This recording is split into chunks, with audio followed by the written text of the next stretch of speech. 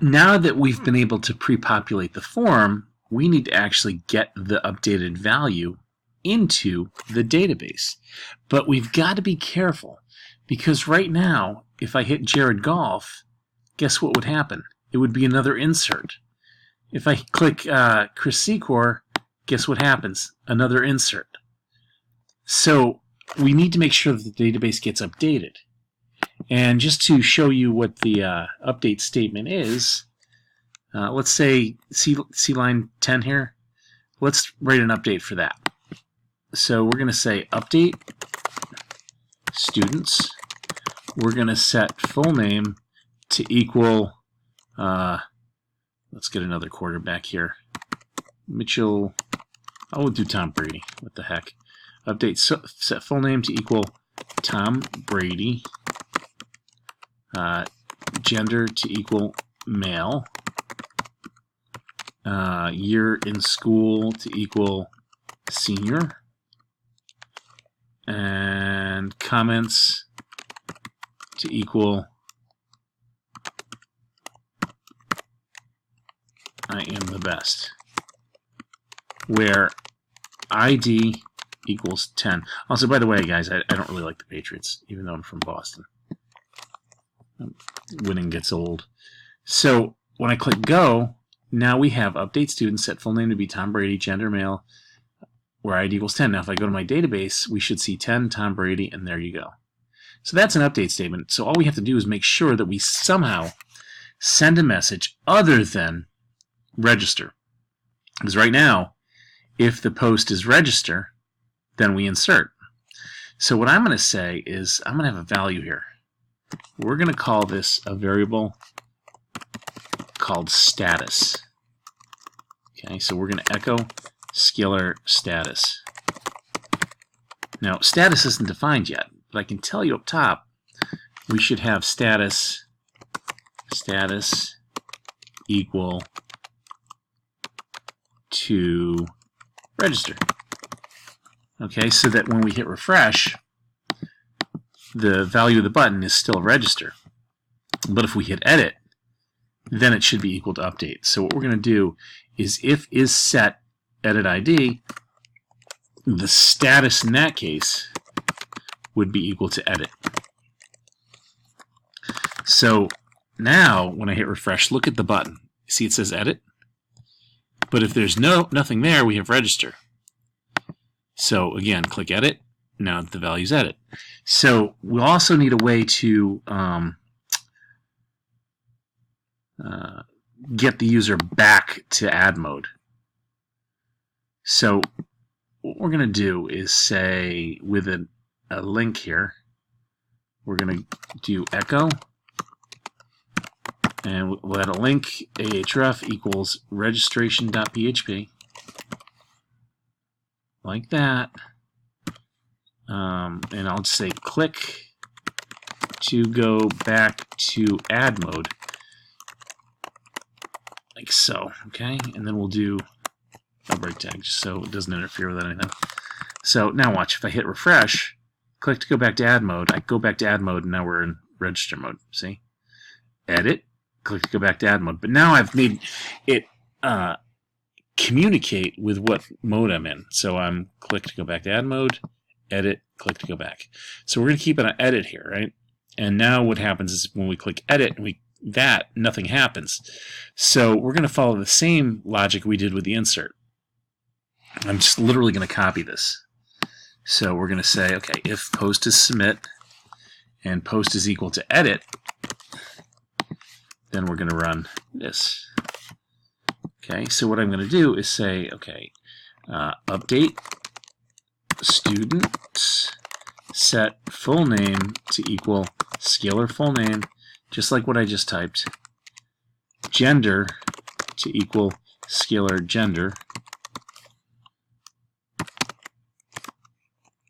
year to equal scalar year, and again we have to have quotes over these variables, and comments to equal scalar comments, where ID equals ooh, this should be submit edit, excuse me, where ID equals, and this will be scalar edit ID.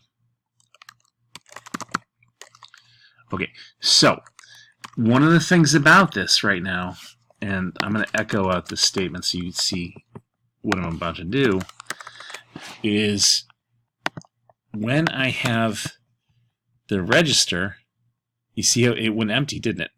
We go edit, go back to edit mode, and look what it says. It says update, set full name, gender, but nowhere do we carry the ID. What we need to do is to add the query string to the form action.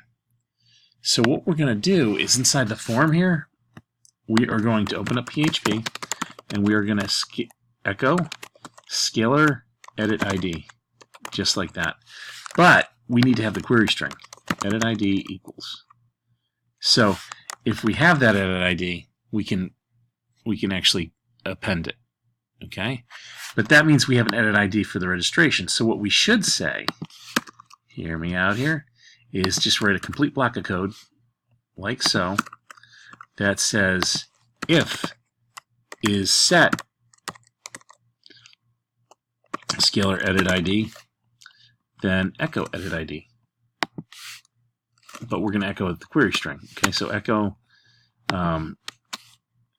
edit ID equals, and then we'll do a dot, just like that, and then we'll have our statement. So there's PHP, and we just have to make sure our form action carries that query string.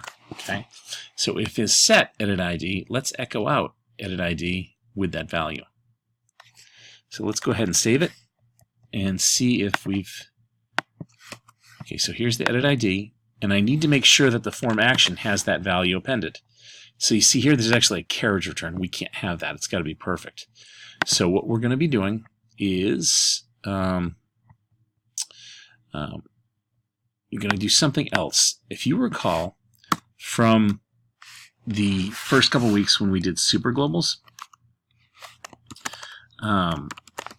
the server supervar has a query string value. So what this is going to do is ensure that my query string is exactly the same as it should be.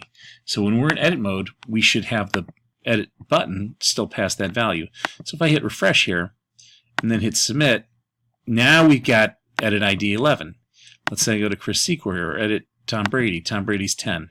Hit this, the query string doesn't change, and we now pass the ID into the update statement. Okay? So this right here, I'm actually going to delete this guy. But now we can go back to here, and now we can write our update statement and be done with this. So right now, this is edit. Here's our update statement. We saw it. We tested it in the database already. So I'm going to do prepare, and we're going to do update students, set full name to equals full name, like that. And this is going to be called update SQL. And then all I have to do is do update SQL execute. And then I can just echo record updated. Just like that. And add a break tag to that. So now we can do this. So let's say here's Tom Brady. We can call him Tom the GOAT Brady. GOAT is a term that means greatest of all time. Let's see if this works. I am overrated. There we go. So there we go. There's Tom Brady, senior. It still says I'm the best. So now we have to really test this. So I am overrated. So how would we test this? Because right now, if you look, it still says I'm the best. So what we're going to do is full name, we're going to take this and run a quick test and make sure that the values that are pre-populating the values are see, this block of code right here should not be above the update statement. It should be below. So if I do this, edit 10. Okay, so let's hit refresh again. Test comments. And you see record updated. Was it updated? Well, we have to go to the database to see that. And it hasn't been. So how do we test this? Well, with the update statement, it says record updated no matter what, but what we don't see is the values of the query. So what I'm going to do is print _r and output my error handling here. Update SQL, and this is error info, just like that. I want to see what happened. I know that block of code ran. Edit, unknown column year, that's why. So remember, it's year in school. And so that told us what was wrong. And we learned that print our error info last week. So I'm just going to save this now, and now we can run test. Hit edit, record updated, and it's test. Junior, dare I do that? Nope. Everything looks good. Okay, so that is exactly how we would have update statements complete. That's the update itself.